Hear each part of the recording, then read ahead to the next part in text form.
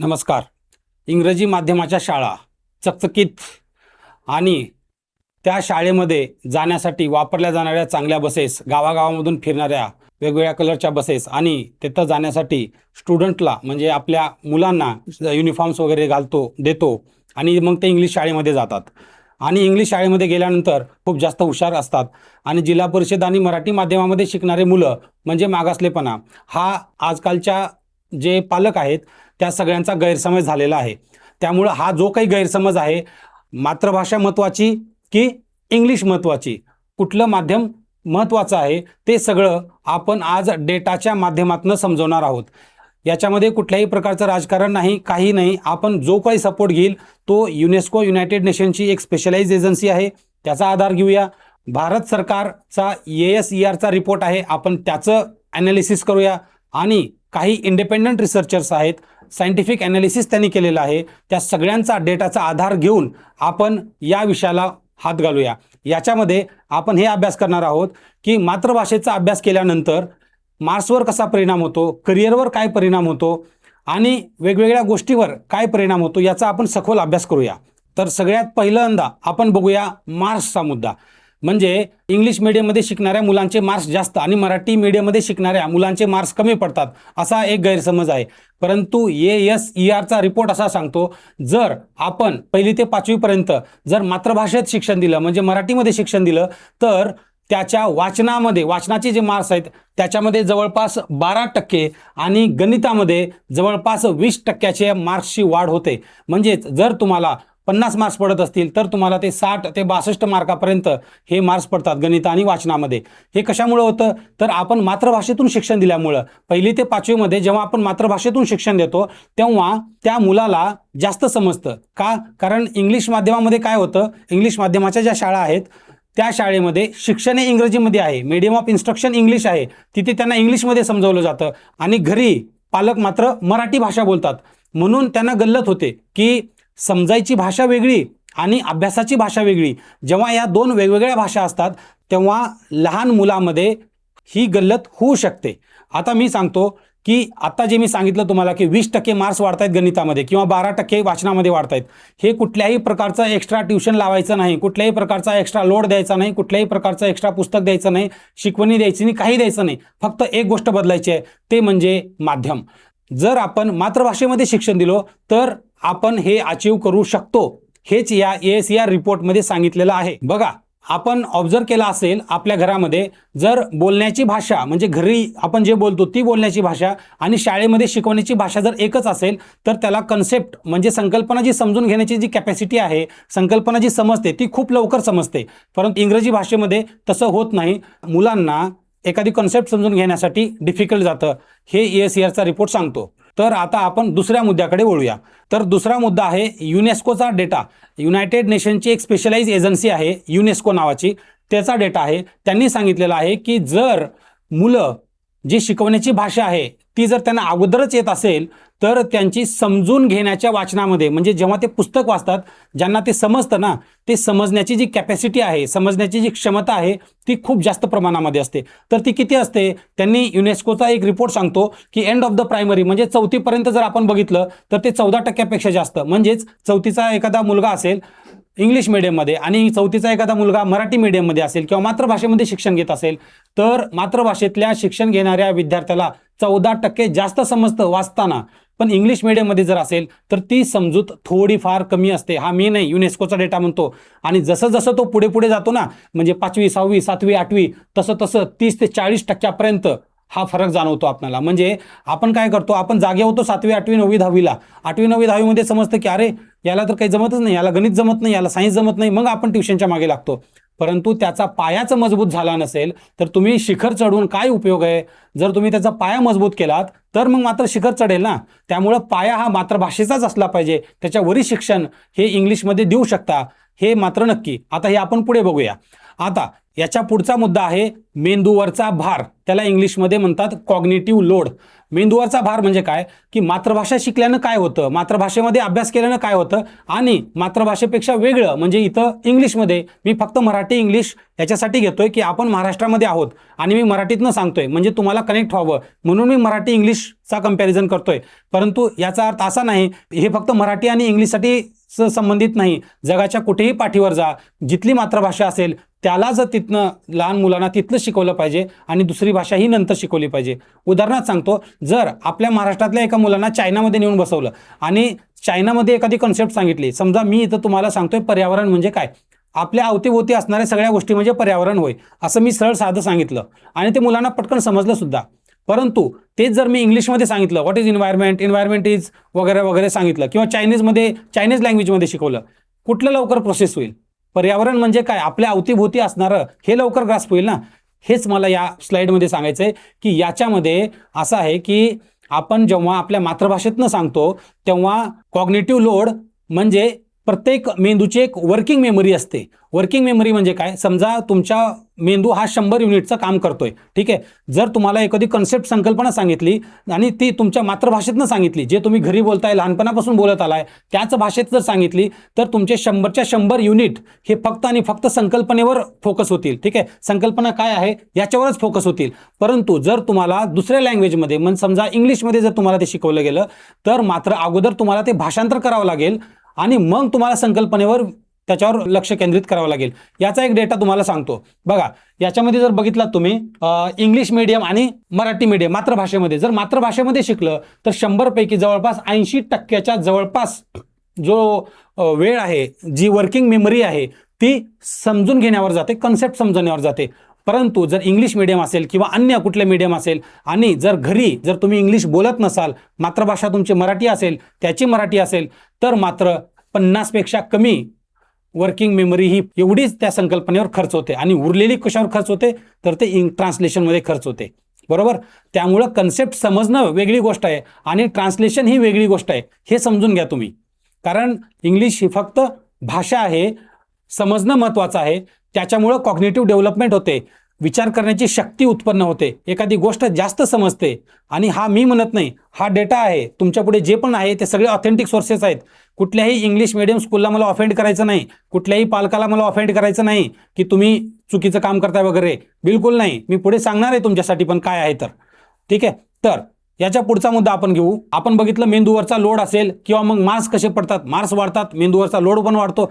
याच्या व्यतिरिक्त आणखी एक सोशल अँगल पण आहे, सामाजिक अँगल सुद्धा आहे. तो कसा काय, ओडिसामध्ये एक पायलट प्रोजेक्ट इम्प्लिमेंट केला गेला. त्या पायलट प्रोजेक्ट अंतर्गत काही आदिवासी भागातील मुलांना त्यांच्या मातृभाषेतनं शिक्षण देण्यात आलं. मातृभाषेतनं, आदिवासीची जी मातृभाषा आहे ती वेगळी असते, ओडिया नाही किंवा मराठी नाही. इव्हन महाराष्ट्रामध्ये पण जे आदिवासी बहुल एरिया आहेत जसं पालघर आहे, गडचिरोली आहे, त्यांची स्वतःची मातृभाषा आहे. मी म्हणत नाही फक्त हा मराठी इंग्लिश वाद नाहीच आहे, हा मातृभाषा वर्सेस दुसरे लँग्वेजेस जे आपल्यावर इम्पोज करत आहेत किंवा इंग्लिश इथं म्हणू तो वाद आहे. मग तिथं काय केलं, त्यांना मातृभाषेमध्ये त्यांना शिक्षण दिलं गेलं. तर त्यांचे जर आउटकम बघत असाल तर त्यांची जी गळती आहे, अगोदर जर 100 पैकी 37 मुलं शाळेला जायचे नाही, 37 मुलं ड्रॉपआउट व्हायचे. परंतु तो आकडा फक्त आणि फक्त 4%वर आला. हे बघा, 37 वरून डायरेक्ट 4%वर आला. आणि लर्निंग आउटकम सुद्धा वाढले, 8% आणि 9% मॅथमध्ये, म्हणजे मार्क्स सुद्धा वाढले. असं का वाढलं, कारण जेव्हा मुलाला त्याच्या मातृभाषेत समजवलं जातं, मातृभाषेत शिकवलं जातं, तेव्हा तो मुलगा प्रश्न विचारतो, डेअरिंग करतो की बाबा हे कसं काय, मग हे असेल तर मॅडम ते कसं काय, सर ते कसं काय, म्हणजेच तो पार्टिसिपेट करतो, ठीक आहे. आणि जेव्हा क्लासमध्ये तो पार्टिसिपेट करतो तेव्हा त्याचे जे आउटकम्स आहेत, त्याला जी समजण्याची जी दायरा आहे ना, तो वाढतो आणि तो जास्त समजून घेतो. परंतु इंग्लिशमध्ये तसं होत नाही, कारण यालाच इंग्लिश जमत नाही. इंग्लिशमध्ये ठीक आहे, एखादी कन्सेप्ट त्याला समजली नाही, मग इंग्लिशमध्ये विचारायचं कसं, प्रश्न हा आहे ना. कारण काय होतं की आपण इंग्लिशला अगोदरपासूनच प्रतिष्ठित लँग्वेज म्हणूनच आपण बार केलाय. म्हणून तर आपण म्हणतो ना इंग्लिश मिडियमची शाळा, इंग्रजी माध्यमाच्या शाळा, हा जो ब्रँड आहे ना, हे जे प्रतिष्ठित आहे ना, अगोदर तर याला कमी करा. लँग्वेज कुठलीही असेल, सगळ्या लँग्वेज, सगळ्या भाषा ह्या सारख्याच आहेत. मग ते इंग्लिश असेल, मराठी असेल किंवा 10 ते 15 लोक बोलणारी कुठली तरी भाषा असेल. इव्हन महाराष्ट्रामध्ये पण वेगवेगळ्या भाषा आहेत. अहिराणी आहे, बऱ्याच लोकांना हे माहिती नसेल. महाराष्ट्रामध्ये मराठी व्यतिरिक्त सुद्धा बऱ्याच भाषा बोलल्या जातात, ठीक आहे. त्या भाषा असतील, सगळ्यांचा मान ठेवला पाहिजे. जर आपण त्याला इक्विव्हॅलन्स केलं, सगळ्याला इक्वल लेवल आणलं तर तो न्यूनगंड निघून जातो. आणि एकदा जर का तो न्यूनगंड मुलांच्या मनातून निघून गेला, माझी भाषा सुद्धा कमी नाही, माझी भाषासुद्धा कमी नाही, माझी भाषा इक्वल आहे. जर आपण जेव्हा असं ट्रीटमेंट करू तेव्हा लहान मुलं मराठीमध्ये सुद्धा प्रश्न विचारतील, इंग्लिश मिडियमच्या स्कूलमध्ये सुद्धा लहान मुलं मराठीमध्ये प्रश्न विचारतील. आणि जर असं झालं तर मात्र त्यांची कॉग्निटिव्ह ॲबिलिटी असेल किंवा थिंकिंग कॅपॅसिटी असेल किंवा त्यांची समजून घेण्याची जी क्षमता आहे ती नक्कीच वाढेल. ठीक आहे. बरं, आता हे सगळं झालं. मग हे सगळं झाल्यानंतर सगळ्यात पुढचा मग इंग्लिश महत्त्वाचं नाही का? तर इंग्लिश महत्त्वाचं आहे. कुठं महत्त्वाचं आहे? आपण बऱ्याचदा म्हणतो की इंग्लिश मिडियमच्या स्कूलमध्ये घालण्याचं कारण मुख्य एक कुठलं, तो म्हणजे करिअर. हे सत्य नाकारता येणार नाही की करिअर लँग्वेज ही इंग्लिश आहे, बरोबर आहे. आणि हेही ग्लोबल रिपोर्ट सांगतो, मी ह्याच्यात अजिबात खोटं सांगणार नाही. जर तुम्हाला इंग्लिश नीट वाचता आली, नीट बोलता आली, खाडखाड बोलता आली तर तुम्हाला एम्प्लॉयमेंट म्हणजे नोकरीचे चान्सेस वाढतात. हे सत्य आहे. कुठेही जा तुम्ही जगाच्या पाठीवर, तुम्हाला जर युरोपियन कंट्रीजमध्ये जायचं असेल, डेव्हलप कंट्रीजमध्ये जायचं असेल, इंग्लिश जर बोलता आली तर तुमचे चान्सेस कैक पटीने वाढतात. त्यामुळं बाहेरच्या देशात जाण्यासाठी सुद्धा तुम्हाला इंग्लिशची काही टेस्ट द्यावे लागतात. मग त्याच्यामध्ये पाठांतर आलं, व्होकॅब्युलरी आली, ठीक आहे, कंप्रेशन आलं, ह्या सगळ्याच्या आधी लिहावं लागतं. आणि मग ती परीक्षा पास झाल्यानंतरच तुम्हाला ग्लोबल अपॉर्च्युनिटीज, जॉब अपॉर्च्युनिटीज मिळतात. हे खरं आहे की तुम्हाला इंग्लिश आली पाहिजे. मग मी आतापर्यंत जे सांगत होतो तर मातृभाषेतून शिक्षण घेतल्यानंतर कन्सेप्च्युअल क्लॅरिटी येते. तर आजकाल काय झालं की शिक्षणाचं अंतिम ध्येय हे नोकरी मिळवणं आहे. शिक्षणाचं अंतिम ध्येय हे मूल्य आधारित शिक्षण, जे महात्मा गांधीजींनी ड्रीम केलं होतं, डॉक्टर सर्वपल्ली राधाकृष्णन यांनी ड्रीम केलं होतं, ते शिक्षण मागे पडून कमर्शियलायझेशन झालंय. शिक्षणाचं कमर्शियलायझेशन झालंय की याला किती मार्क्स पडले, त्याला किती मार्क्स पडले, तो नीटमध्ये किती आला, हा जेईमध्ये किती मार्क्स काढला, ठीक आहे, अरे तू बघ त्याचं पोरग बघ तिकडे एम्समध्ये लागलं, त्याचा पोरगा तिकडे IIT मध्ये लागला. याला प्रेशर येतं, दुसऱ्या मुलाला प्रेशर होतं. जागा लिमिटेड आहेत, सीट लिमिटेड आहेत, त्यामुळे प्रेशर घेऊ नका. मी पुढे सांगणार आहे तुम्हाला. इंग्लिश मग का निवडायची, कधी निवडायची? तर याचं उत्तर आहे इंग्लिश निवडायची का, तर हो, इंग्लिश महत्त्वाची आहे. परंतु इंग्लिश निवडत असताना मी म्हणलं की पाया हा मातृभाषेतनंच पाहिजे. 1ली ते 5वी पर्यंत मातृभाषेतच शिक्षण पाहिजे. 5वी नंतर तुम्ही इंग्लिश माध्यमाकडे हळूहळू सरकू शकता. आता मग इंग्लिश शिकवायचीच नाही का 2री, 3री, 4थीपासून? तर बिलकुल शिकवा, का नाही शिकवा, परंतु इंग्लिश हा एक विषय म्हणून शिकवा. संपूर्ण जे आहे तुमचं फिजिक्स आहे, केमिस्ट्री आहे किंवा मॅथमॅटिक्स, एन्व्हायरमेंट, ज्या बेसिक सब्जेक्ट आहेत ना, त्याला इंग्लिशमध्ये कशाला घुसडताय? घुसडू नका ना. म्हणजे अगोदर काय करा तुम्ही, अगोदर मुलांना कन्सेप्च्युअल क्लॅरिटी द्या, त्यांना समजू द्या की काय आहे काय नाही. त्याच्यानंतर तुम्ही हळूहळू इंग्लिशमध्ये शिकवायला लागा आणि नंतर मग मात्र तुम्ही इंग्लिशकडे मूव होऊ शकता. आणि मग तुम्ही जी म्हणतो ना मी करिअर लँग्वेज ही इंग्लिशच असली पाहिजे आणि इंग्लिशच आहे तरच तुमचे एम्प्लॉयमेंट अपॉर्च्युनिटीज वाढतात. हे तितकं सत्य आहे. मग आता जे काही मी बोललो त्याला काही आधार आहे का, की तुम्ही म्हणताय 5वी पर्यंत शिक्षण मराठीत झालं पाहिजे वगैरे वगैरे? तर हो, नॅशनल एज्युकेशन पॉलिसी 2020 मध्ये याचा स्पष्ट उल्लेख आहे. 5वी पर्यंतचं शिक्षण, इयत्ता 5वी पर्यंतचं शिक्षण हे मातृभाषेतनं झालं पाहिजे. नॅशनल एज्युकेशन पॉलिसी गव्हर्नमेंटचा रिपोर्ट आहे, केंद्र सरकारनं रिलीज केलेली पॉलिसी आहे, त्याच्यातनं हे लिहिलंय. आणि त्याच्यानंतर मग तुम्ही इंग्लिशकडे मूव होऊ शकता असं त्याच्यामध्ये सांगितलंय. कारण याचं असं आहे की भारतामध्ये 271 पेक्षा जास्त लँग्वेजेस बोलले जातात, 10,000 लोकांपेक्षा जास्त. जर आपण मोठामोठी जर काढलं ना की 1700 पेक्षा जास्त लँग्वेजेस प्लस डायलेक्ट्स आहेत भारतामध्ये. आणि भारतामध्ये एवढं बहुभाषिक राष्ट्र आहे की जगात पृथ्वीच्या पाठीवर कुठलंही एवढं जास्त बहुभाषिक राष्ट्र नाही. आणि जर आपण त्याला one size fits all policy जर लावलं, म्हणजे एकच भाषा सगळ्यांना जर लादली, तर त्याची जी डायव्हर्सिटी आहे ना ती कमी होऊन जाईल. आणि म्हणून आपण काय करतो की नॅशनल एज्युकेशन पॉलिसीनं हे रिकग्नाइज केलेलं आहे की तुम्ही मातृभाषेतनं शिक्षण द्या आणि नंतर मग इंग्लिशचा लेअर देऊ शकता असं सांगितलेलं आहे. मग मात्र इथे एक गंमत होते. नॅशनल एज्युकेशन पॉलिसी एक सांगते, सरकार एक सांगतं, परंतु पालकाची डिमांड वेगळी आहे. ग्राउंड रियालिटी जी आहे, वस्तुस्थिती जेव्हा आपण बघतो ती वेगळी आहे. आज जर बघतात जिल्ह्यात नाही, तालुक्यात नाही, तर ग्रामीण भागामध्ये सुद्धा इंग्लिश शाळेचा सुळसुळाट झालेला आहे. कारण मागणीच तशी आहे ना, मागणीच पालकांची आहे. शाळेला दोष देता येणार नाही. जोपर्यंत पालकांना ह्या गोष्टी समजणार नाहीत तोपर्यंत त्यांची मागणी कमी होणार नाही. त्यांना एकच म्हणायचं आहे की पालकांचंही चुकीचं नाही, आम्ही ज्या परिस्थितीमध्ये राहिलो त्या परिस्थितीत न राहता मुलांनी आपल्या शिकावं, इंग्लिशमध्ये शिकावं, खूप मोठं नाव करावं, अशा प्रत्येक पालकांची अपेक्षा आहे. आणि अशी अपेक्षा ठेवणं चुकीचं नाही. आणि असं असेल चांगलं, जर आपण टेक्नॉलॉजीमध्ये पुढे गेलो तर पर्यायानं आपला देश पुढे जाईल. त्यामुळं याच्यात चुकीचं काहीच नाही. चुकीचं काय आहे तर तो क्रम आहे. म्हणजे पहिलीपासूनच आपण इंग्लिश लादणं हा क्रम चुकतोय. त्यामुळं मी असं म्हणेल की तुम्ही नॅशनल एज्युकेशन पॉलिसीमध्ये जे क्लिअर गाईडलाईन्स आहेत, 1ली ते 5वी पर्यंत तुम्ही मातृभाषेमध्ये शिक्षण द्या. इंग्लिश हा एक विषय, भाषा विषय म्हणून शिकवा आणि हळूहळू त्याच्याकडे मूव ऑन व्हा. बरं, याच्यासोबत आणखी एक काम करू शकतो आपण, की जे सध्या बरेचसे शिक्षक आहेत इंग्लिश माध्यमामधले सुद्धा, ते समजतात की मुलांना प्युअर इंग्लिश समजत नाही, त्यामुळे ते जेव्हा कन्सेप्ट समजून सांगतात वर्गामध्ये, ते लोकल लँग्वेजमध्ये सांगतात, इथं मराठीमध्ये सांगतात. ठीक आहे, ही गोष्ट चांगली आहे, मुलांना कन्सेप्ट समजली. आता मी उदाहरण सांगितलं पर्यावरण म्हणजे काय, त्यांनी सांगितलं की पर्यावरण म्हणजे आपल्या अवतीभोवती असणाऱ्या गोष्टी. बरं, इथपर्यंत समजलं. मग परंतु शिक्षकाला तर हे ऑब्लिगेशन आहे ना, की त्याला प्रश्न जेव्हा विचारायचं असतं तेव्हा तर इंग्लिशमध्येच विचारावं लागतं. बरोबर आहे. व्हॉट इज एन्व्हायरमेंट असा प्रश्न टाकला त्यांनी. ठीक आहे, त्या मुलाला तो प्रश्न लिहिता येत नाही इंग्लिशमध्ये. त्याला समजलेलं आहे की आपल्या अवतीभोवती म्हणजे परिसर म्हणजे पर्यावरण आहे, परंतु त्याला लिहिता येत नाही, कारण त्या भाषेचा प्रॉब्लेम आहे. जर त्याला म्हणलं की तू इंग्लिशमध्ये मराठीमध्ये लिही, तो लिहू शकतो तोडक्या मोडक्या मराठीमध्ये. इंग्लिश माध्यमांनी किंवा सरकारने सुद्धा ज्या प्रश्नपत्रिका आपण तयार करतो का, त्या प्रश्नपत्रिका बोलीभाषेमध्ये का तयार नाही करत? जर आपण कन्सेप्ट जर बोलीभाषेमध्ये सांगतोय तर प्रश्नपत्रिका का नाही करत? इवन हे मराठी लँग्वेजमध्ये सुद्धा ट्रू आहे. जर तुमच्या मराठी शाळा असतील तरी सुद्धा खरं आहे. शिकवताना इकडले तिकडले एक्झाम्पल उदाहरणं देऊन सांगतो आपण, परंतु जेव्हा प्रश्न विचारतो त्यावेळेस मात्र त्यांना येत नाही, लिहिता येत नाही, ती फॉर्मल लँग्वेज येत नाही पहिल्या 1-2-4 वर्षामध्ये, 7-8 वर्षामध्ये. याचं उदाहरण, ज्वलंत उदाहरण आहे, माझी स्वतःची भाची आहे, ती 6वीला आहे, इंग्लिश माध्यमात आहे, इंग्लिश मिडियममध्ये, पहिलीपासून इंग्लिश मिडियममध्ये आहे. आता मागे टेस्ट झाली, तिला टेस्टमध्ये खूप कमी स्कोर आला. मी म्हणलं एवढा स्कोर कमी कसं काय आला? मी जेव्हा क्वेश्चन बघितले त्यावेळेस मग मी तिला विचारलं की हा क्वेश्चन आहे, हे याला अर्थ असा, याचा अर्थ असा आहे. मग तिला म्हणलं सांग आता, तर ती सांगत होती मराठीमध्ये काय आहे ती पूर्ण मला सांगितली, परंतु तिला ते लिहिता आलं नाही इंग्लिशमध्ये. हे माझ्या एका भाचीची कहाणी नाही, हा तुमच्या प्रत्येक मुलाची, तुमच्या प्रत्येक भाच्याची कहाणी आहे. तुम्ही जाऊन बघा. याचं जर सिंपल टेस्ट घ्यायची असेल तर तुम्ही कुठलंही तुमच्या 4थी, 5वी, 6वी, 7वीला कुठलंही असेल तर तुम्ही एक साधं टेक्स्टबुक उचला आणि त्याला किंवा तिला खाड मराठी किंवा इंग्लिशमध्ये एखादा पॅराग्राफ वाचायला हवा. ठीक आहे, इंग्लिशमध्ये वाचायला. आणि इंग्लिशमध्ये वाचल्यानंतर तिला किंवा त्याला सांगा की तुला जे समजलं ते मला सांग साध्या सरळ भाषेमध्ये. तो सांगू शकतो का बघा. जर सांगू शकत असेल तर you are on the right track, काहीच प्रॉब्लेम नाही. परंतु जर तो सांगू शकत नसेल तर मात्र अडचण आहे. बरं, मला तुम्हाला आणखी एक गोष्ट इथं नमूद करावीशी वाटते, ती म्हणजे लर्निंग आउटकम. आपण म्हणतो ना की शिक्षण म्हणजे काय, साधं सरळ सांगतो की माझा मुलगा शिकला, याचं निकष काय, माप काय? याचं निकष आपल्या ग्रामीण भागामध्ये किंवा शहरी भागामध्ये एकच आहे की त्याला किती मार्क्स पडले. अरे त्याला 90 मार्क पडले, तो हुशार आहे. 92 मार्क पडले, तो हुशार आहे.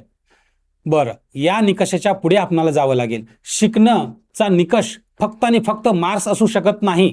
शिकण्याचे मी काही निकष सांगतो आणि हे जे निकष आहेत ते आपले जे ग्लोबल सर्वेज आहेत ना त्याच्यामधनं घेतलेला आहे. सगळ्यात पहिला निकष तो म्हणजे संकल्पनेचा समज. म्हणजे एखादी कन्सेप्ट त्याला किती डीपपर्यंत समजली, ते कसं समजायचं? ते असं समजायचं की तुम्ही त्याला डायरेक्टली विचारा की तुझ्या भाषेमध्ये सांग. जर तो सांगू शकला तर ती कन्सेप्ट क्लिअरिटी त्याला आलेली आहे.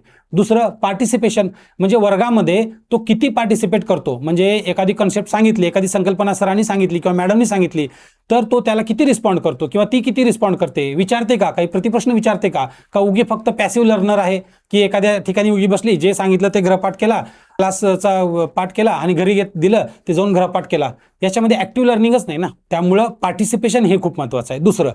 तिसरी गोष्ट म्हणजे मी जसं म्हणलं की लँग्वेजमध्ये, एखाद्या लँग्वेजमधून दुसऱ्या लँग्वेजमध्ये त्याला किती सहजरित्या उडी मारता येतं. उदाहरणार्थ मी सांगतो, जर समजा तुम्ही इंग्लिश मिडियमला आहेत, काही अडचण नाही, तर इंग्लिश मिडियममधला एखादा टॉपिक त्याला द्या किंवा तिला द्या आणि तिला ते वाचू द्या आणि वाचल्यानंतर तिला किंवा त्याला विचारा की सांग आता याचा अर्थ सांग मला साध्या भाषेमध्ये, तुला जसं समजलं तसं तू सांगू शकतो का बघा किंवा ती सांगू शकते का बघा.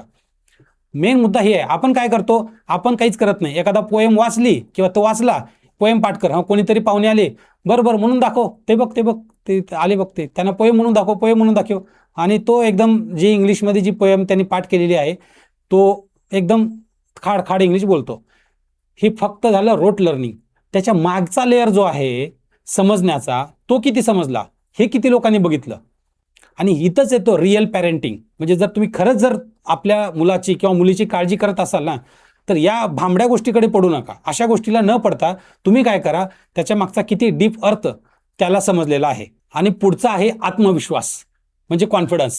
जेव्हा तो शिकतो तेव्हा शिक्षणाचं महत्त्व हे फक्त नोकरीपुरतं मर्यादित नसून त्याला जीवनाच्या प्रत्येक पायरीवर, ज्याला जीवनाचं जे पण संकट असतील, जे पण चॅलेंजेस असतील, तो सहजरित्या त्याला क्रॅक करू शकतो. इनफॅक्ट तो सहजरित्या त्याला सामोरं जाऊ शकतो, एवढा आत्मविश्वास त्याच्यामध्ये आलेला आहे का? आणि ते कशावरून कळतं? डे टू डे ॲक्टिव्हिटीजवरून तुम्हाला ते लक्षात येईल. तो चॅलेंजेस स्वीकारतो, एखादी एक्झाम असेल तर तो क्रॅक करायची हिंमत ठेवतो, अभ्यास करतो, स्पोर्ट्स ॲक्टिव्हिटीजमध्ये भाग घेतो, इवन तो घरकामामध्ये सुद्धा मदत करतो. हे सगळ्या गोष्टी ऑल इन वन करतो. होलिस्टिक डेव्हलपमेंट म्हणतो आपण त्याला. ठीक आहे, तर असं होलिस्टिक डेव्हलपमेंट जर होत असेल तर असं समजायचं की हे जे निकष आहेत हे शिक्षणाचे किंवा ते शिकण्याचे निकष आहेत. फक्त मार्क्स हे निकष नसलं पाहिजे. ठीक आहे, त्यामुळे तुम्ही या आधारावर बघा. जर तुमचा मूल या आधारावर जर खरं उतरत असेल आणि 5-10% कमी जरी पडत असतील तरी काही टेन्शन घ्यायचं कारण नाही. हे ट्रूथ आहे की मार्क्सवरच चांगलं कॉलेज मिळतं, परंतु हेही ट्रूथ आहे चांगलं कॉलेज मिळालं म्हणजेच एकदम चांगली लाईफ होईल, हेही तेवढं खरं नाही आहे. ठीक आहे, खूप लोक आहेत IIT मधनं एम्समधनं पासआउट आहेत, स्टील दे आर, तरी पण ते ॲव्हरेजच आहेत. बरेचसे लोक आहेत ज्यांनी इंजिनिअरिंग साध्या कॉलेजमधनं केली, आज ग्लोबल CEOज आहेत, चांगल्या चांगल्या कंपनीचे इस्टॅब्लिश केली त्यांनी. ठीक आहे, अनेक उदाहरणं आपल्याला युनिकॉर्नचे उदाहरणं देता येतील. त्यामुळं असं काही समजू नका, त्याचा पाया मजबूत होणं गरजेचं आहे, सगळ्यात हे महत्त्वाचं आहे. ठीक आहे, तर जर तुम्ही मला विचारसाल की काय ओपिनियन आहे माझं याच्याबद्दल, मी माझं ओपिनियन सांगण्याच्या अगोदर जेवढे काही रिसर्च पेपर आहेत ते सगळे वाचलेले आहेत. त्याच्या बेसिसवर मी एक ओपिनियन तुम्हाला सांगतो. त्याच्यामध्ये काय दिलेलं आहे मोठी भरपूर वेळ लागला त्याच्यामध्ये सांगण्यासाठी. तुम्हाला साध्या फक्त 4 पायऱ्या सांगतो किंवा 4 गोष्टी सांगतो. सगळ्यात पहिलं, पाया हा मातृभाषेचा असला पाहिजे. 1ली ते 5वी, 1ली ते 4थी फाउंडेशन जे आहे ना मातृभाषेमध्येच असलं पाहिजे. आणि त्याच्यानंतर तुम्ही इंग्लिशची लेअर चालू करा. दुसरी गोष्ट, इंग्लिश चालू करायचं का अगोदरपासूनच तर करा, बिलकुल करा. इंग्लिश ही एक भाषा म्हणून सुरुवात करा. इंग्लिश म्हणजेच पूर्ण जग नाही. ठीक आहे, इंग्लिश म्हणजेच सगळा जो सिलेबस आहे तोच इंग्रजीमध्ये चालू करणं आणि आपल्या मुलावर थोपटणं हे बंद करा. मुलांना काय आवड आहे, मुलांना कशात समजतं ते लक्षात द्या. रोट लर्निंगपेक्षा, ठीक आहे, पोपटपंची आणि पाठांतरापेक्षा त्याला काय समजतं, संकल्पना किती समजली, डेप्थ किती समजली, ठीक आहे, याच्यावर तुम्ही फोकस करा. कारण काय होतं, जी कॉम्पिटन्सी आहे ना, लॉंग टर्म करिअर कॉम्पिटन्सी याच्यामुळे डेव्हलप होते. आपण मागे डेटामध्ये पण बघितलेलं आहे. जसं जसं अगोदर हा डिफरन्स कमी असेल, अगोदर तुम्हाला कळणार नाही 5वी 6वी 7वीपर्यंत 4थी 5वीपर्यंत की इंग्लिश मिडियममध्ये आणि मराठी मिडियममध्ये मुलाला काय एवढं टेन्शन नाही आहे, तेवढा फारसा फरक समजत नाही. पण जसे जसे 8वी 9वी 10वी 11वी 12वी पुढे जातात ना, असं निदर्शनास आलेलं आहे की मातृभाषेतनं शिक्षण घेणारे जे मुलं आहेत ते जास्त चांगल्या प्रकारे अकॅडमिकली परफॉर्म करतात. आणि हे तमिळनाडूचा सर्वे आहे. याच्यामध्येच आपण जे अभ्यास केलाय का त्याच्यामध्येच एक तमिळनाडूचा रिपोर्ट होता, त्याच्यामध्ये हे सांगितलं गेलेलं आहे. ठीक आहे, तिसरी गोष्ट म्हणजे तुम्ही जरी इंग्लिश मिडियममध्ये असाल तर मग काय करायचं. आता तर आम्ही इंग्लिश मिडियममध्ये टाकले मुलाला, मग आम्ही काय बदलायचं का शाळा? तर ठीक आहे, आता घातला तर काही अडचण नाही. तर आम्ही काय करू शकतो, तुम्ही एक काम करू शकता, तर त्याला ट्रान्सलँग्वेजिंग म्हणतात. म्हणजे काय करायचं की जे कॉन्सेप्ट आहेत इंग्लिशमधल्या, ठीक आहे, त्याला तुम्ही गुगल ट्रान्सलेटर वगैरे करून मराठी करा, समजून घ्या आणि त्याला मराठीत समजवा. आणि मग सांगा की या मराठी शब्दाला, आता समजा मी पर्यावरण हे समजून सांगितलं आणि हेच पर्यावरण म्हणजे इन्व्हायरमेंट आहे.